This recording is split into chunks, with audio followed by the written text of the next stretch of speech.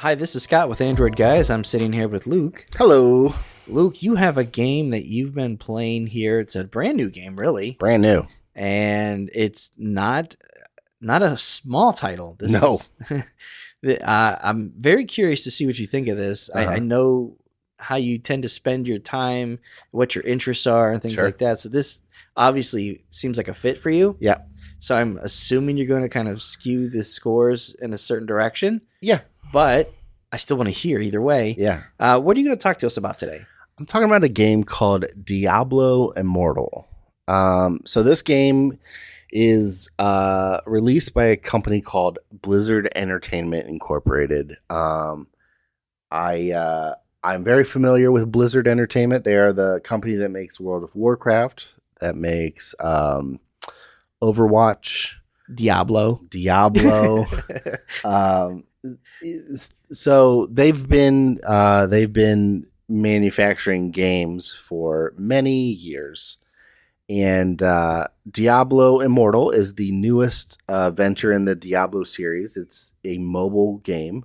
There is a PC beta that is out right now, and it's the exact same as the mobile game, exact same game. It's just you can use a keyboard and mouse if you want, or a controller.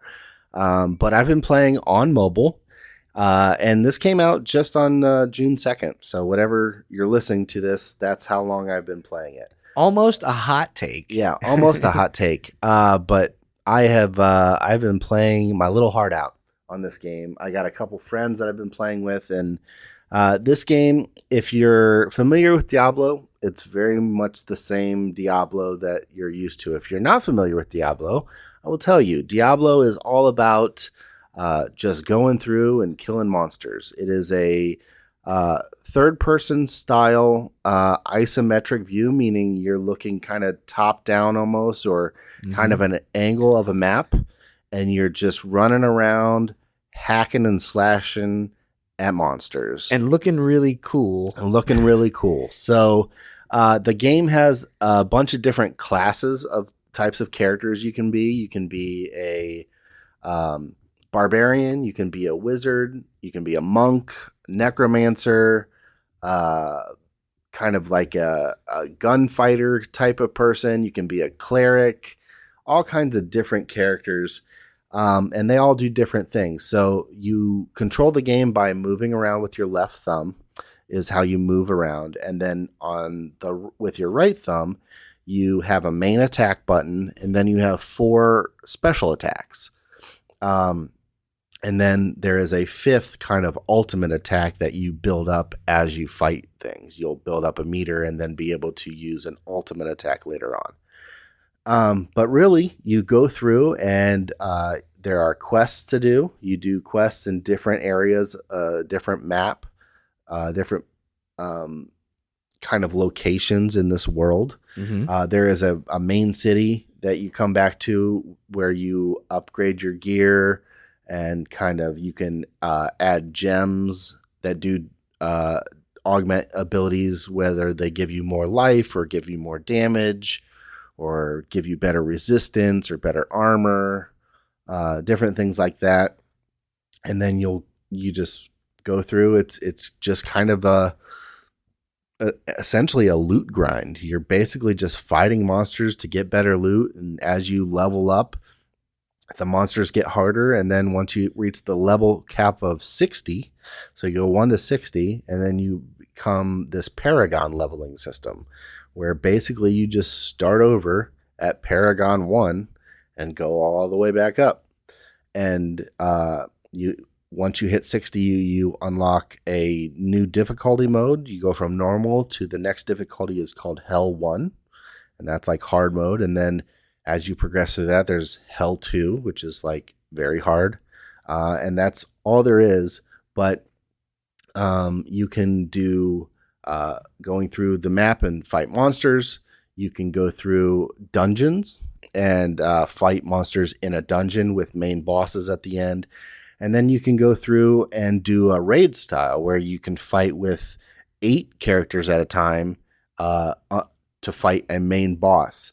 The dungeons, you'll fight with up to 4 people, and you'll go through and you have bosses at the end that you fight, and then there's a raid, and then there's also a mode called Immortals, which is like upper echelon of the game, where if you are a person that has no life and commits all of their time to this game, you can become an immortal, and you get access to like a 48 person raid where you can go through and get kind of the best gear in the game and get fight the hardest monsters and kind of be very top level of the game. The game also has PvP. You can create clans and war bands with friends, and then you can fight other clans. There's also like a shadow and light kind of sides of the world, and your clan can join the shadow or the light, and then you can do kind of clan battles, clan wars against other clans. There's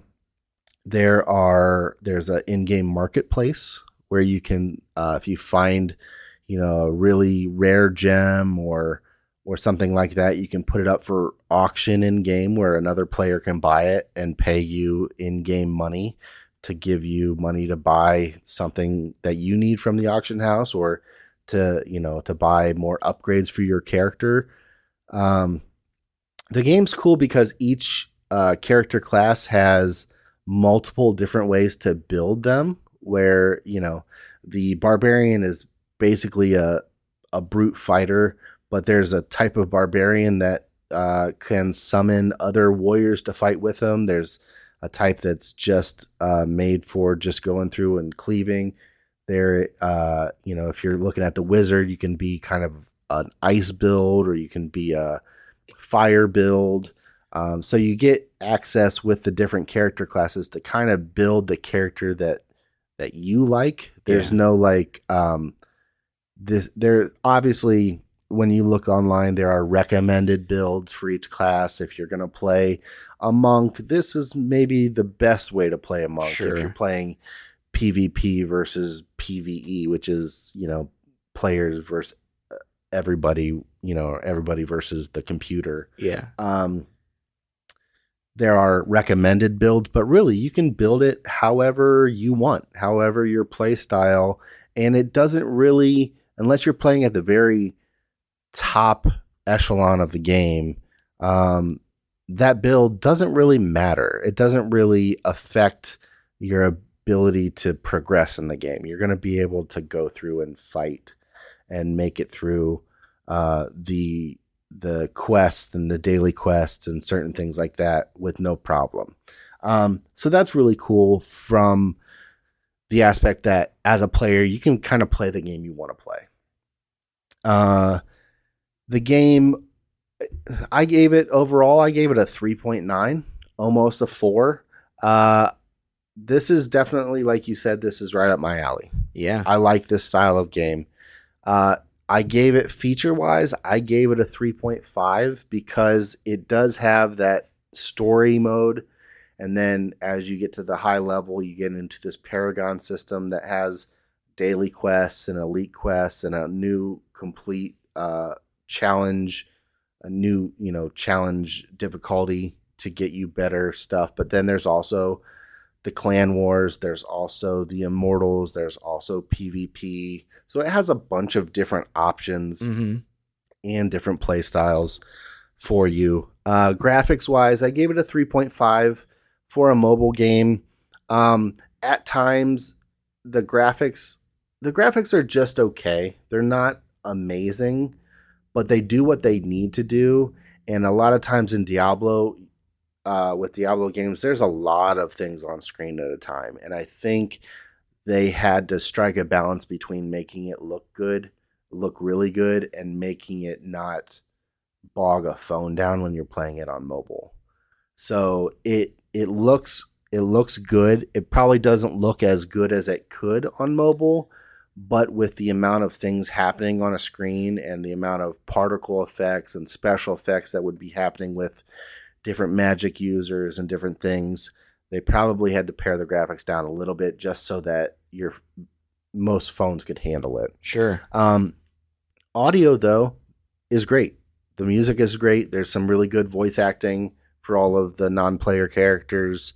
Replay value, I gave it again a 4 because it has so much you can do, and there's going to be more and more that comes out for it. Again, this is, really right now we're about a week into the game.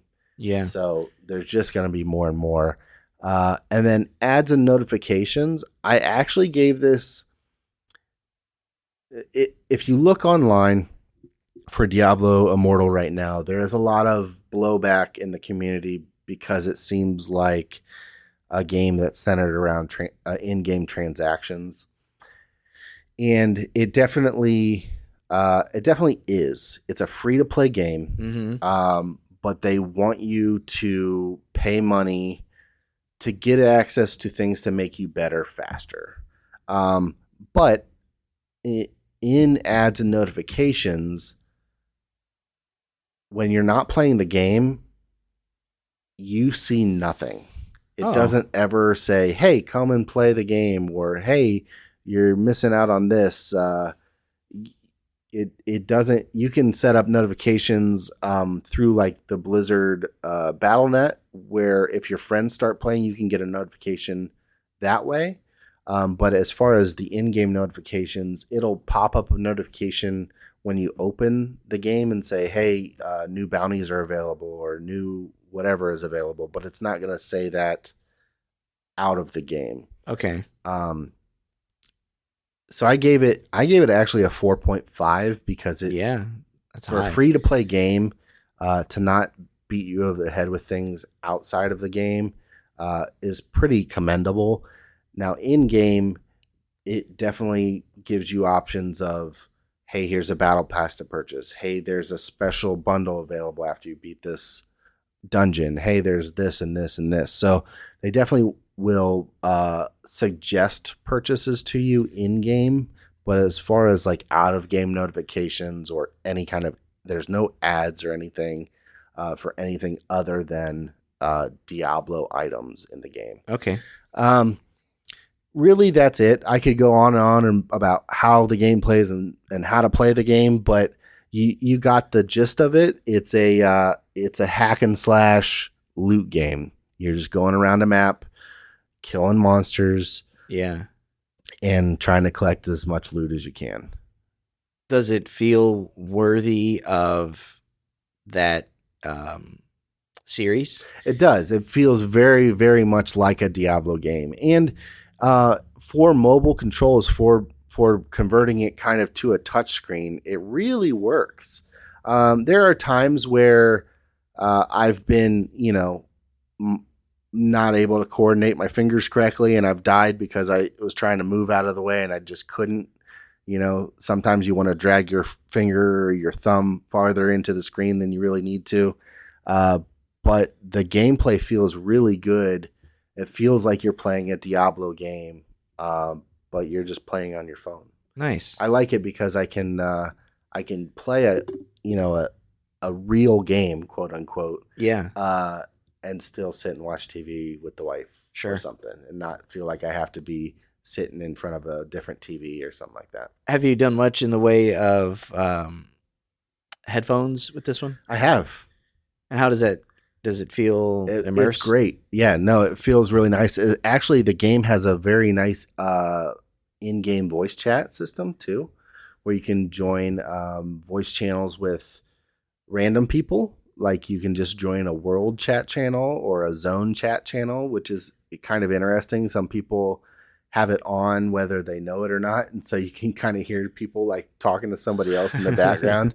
Or you can join up and be in a chat with your friends that you're in a party with and not have to open a different app, or not have to be on a phone call, or not have to open a Discord chat or something. It's really nice that the in-game voice chat works so well. And there's an in-game messaging system too. Okay. It very much feels like it's a kind of a mini PC game, mini console game. It doesn't feel like they took a potentially PC game and said, that'll be port this to mobile. This feels sounds kind of thought out from top to bottom here. Yeah, it's good. But, if you want to be the best of the best, be prepared to pay for it. Okay. And again, that's Diablo Immortal. Yep. And that's available from Blizzard Entertainment. Yep. All right. Thank you, Luke. No problem. All right. That's going to do it for this episode of the podcast. Thanks for listening. We appreciate it. If you guys have any questions, feedback, concerns, comments, anything, shoot us an email at podcast@AndroidGuys.com. We'd love to hear from you one way or the other. Luke, if someone wants to get a hold of you, how do they do that? I am on Instagram and Twitter at Luke Gaul, Gaul. And I'm on Instagram at Scott Webster and Twitter as swebster77. Until next time, thanks for listening. See ya.